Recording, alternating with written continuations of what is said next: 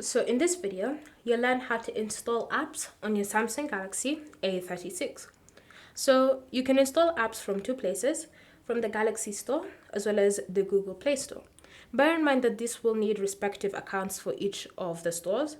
For example, for Galaxy Store, you'll need to have a Samsung account added onto your phone. And for the Google Play Store, you'll need to have a Google account added onto your phone. And once you've confirmed that you have both accounts added, and if you need help doing that, then I'll leave the videos linked in the description down below, you can start installing apps onto your phone. So for example, say you're going to be installing an app from the Galaxy Store, just launch it, and then you can choose to use the search function to search for that specific app that you want. So for me, I'll just choose to install one of these random apps like Samsung Plus Mobile. So I'll just select it to view the app details, then just tap on install and simply wait for the app to be downloaded onto my phone.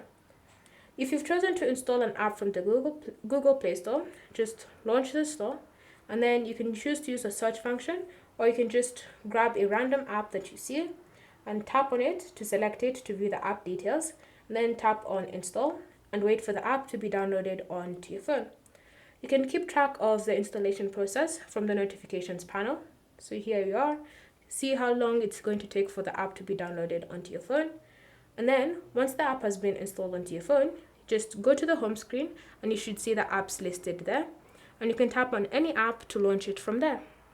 So for example, if I wanted to launch Samsung Plus, I'll just tap on it like that, and I'll launch the app and start using it on my phone once I've set it up. Again, it's the same thing if I've installed an app from the Google Play Store. Just tap on it to launch the app and set it up.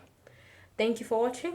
If you have any questions or comments, leave them down below and we'll get back to you.